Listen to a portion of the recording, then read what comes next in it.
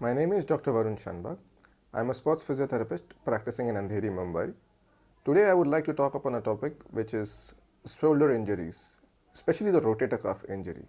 And the rotator cuff injury is most common injury which is found in people those who are going to gyms, those who have sustained certain kind of a fall on the hand, and those who have done a heavy lifting activity with a jerk kind of thing.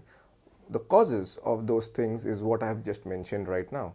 We also need to understand what exactly is rotator cuff. Rotator cuff is actually a synchronization of four muscle groups which work in tandem to make your shoulder move in a much better manner, because that allows the full range of action around the shoulder to take place. And when that gets affected, your activities, especially dressing activities, overhead activities, self-care activities, all those activities get affected. So you have to ensure that this pain is taken care of in a very prompt manner and in a fast way. So what we do at treating this kind of rotator cuff injury is, first we need to diagnose at what level the injury is. Is it a grade 1, is it a grade 2 or a grade 3? These are basically gradations depending upon the tear which has taken place. So for investigations we have to undergo either MRIs or scans depending on what best we feel is the condition required for that particular situation. Also, you have to understand that when a rotator cuff injury comes in, you also need to get a background about what is the causative factor for that particular injury, especially because most of the people, those who have rotator cuff injuries, tend to come from sports background and they need to get back to their sports activities faster. So you need to develop a activity or develop a protocol in such a way that their return to sport or return to work is taking the least amount of time. Now, depending on the gradations of the tear, we always make sure that this kind of an approach is taken care of in a very conservative manner. We do not go too much enthusiastically fast on that patient to get better recovery, but we make sure that his recovery does not lag more than what it is required for.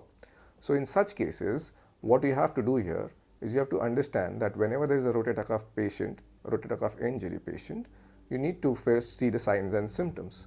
Now, what are the signs? The basic signs are that you will get pain around the shoulder area, the shoulder joint area. Sleeping on the side would be painful. Doing activities, overhead activities would be painful. Lifting something would be painful. Dressing would be painful. Taking a bath, taking a shower, hair wash, all those things would be painful because rotator cuff works, shoulder works in almost every single activity that is known to human beings. So in such situations, what you do here is you first go to the diagnostician and then make sure you assess yourself properly and get the treatment correct way. What needs to be seen here is because there are chances that your rotator cuff injury, if it stays for a longer period of time, it can mimic something like a frozen shoulder approach. So you have to learn to distinguish between a rotator cuff injury and its grade and a frozen shoulder. Once that is done, we then go for the next approach, which is basically how do you manage this kind of a pain. Initially, there are NSAIDs, there are painkillers which are given to manage this pain. Once the pain is down, we ask the patient concomitantly along with the painkillers to start doing ice therapy and give it certain amount of rest, either in a shoulder sling or some abduction sling, and we give it in a comfortable position. And you have to do that at least for the first few days in a sense that 7 to 10 days, because that is the acute phase of rehabilitation. Then comes the subacute phase. Once your pain levels are down, once your swelling levels are down, what we do next is that you have to do exercises for that particular area. And in that sense, you have to first take care of any pre-existing stiffnesses around that particular area. If at all there is a damage which has been caused by the tear, there tends to be some stiffness because of the fibrous tissue formation. You have to make sure that these tissues do not hamper your movement. So you have to ensure that there is a tissue adhesion release which is done by the physiotherapist. And also sometimes if the pain is too high, we can give them painkillers plus current therapy.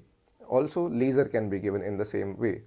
Once that is taken care of, then we have to go for the subsequent line, which is got to do with rehabilitation and strengthening and mobility. In rehabilitation, the strengthening part comes into shoulder to strengthen the entire shoulder girdle muscles. So not only the shoulder muscle per se, but even the scapula muscles need to be strengthened. because your shoulder movement is one of the most important movements for your entire hand to carry out any work, even your elbows, even your wrist, because that forms the root between your torso and your upper limbs. So once the shoulder movements have to be done, they have to be done in a very precise manner, starting off with using a lot of shoulder scapular girdle muscles, scapular strengthening, then shoulder rotator cuff strengthening, with starts off with certain TheraBand approaches, then starts off with certain weight, small weight approaches, heavy weight approaches, and then you work it in different manners like concentric manner or eccentric manner. The strengthening first starts off with a very isometric approach, then progresses to either of these two depending on the situation. Mostly it's concentric. But then last after that is the activity phase. Now whichever activity you intend on doing again or returning back while you are doing that, you have to ensure that that activity takes place in a very optimal manner. So what you have to do is you have to make the person ready for that approach. That is when this functional kind of a training comes in, which involves a lot of three-dimensional movements, which involves a lot of range movements, which involves a lot of mobility movements. So once these three approaches are taken care of, you ensure that this kind of an pain does not last for too long. Even the rotator cuff pain tends to last for several months or years when but not diagnosed properly.